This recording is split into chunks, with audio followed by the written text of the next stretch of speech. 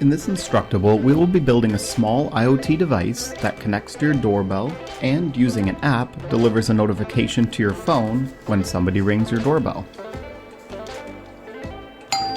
This DIY device, called the Wello 3, connects to your home Wi-Fi network and is powered by your doorbell transformer.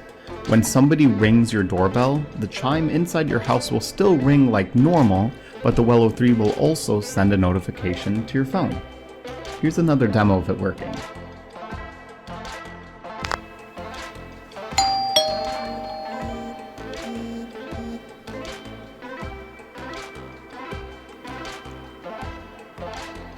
The device itself is built from a particle photon and interfaces with the particle cloud to send notifications, which are received by the app to deliver a notification on your phone.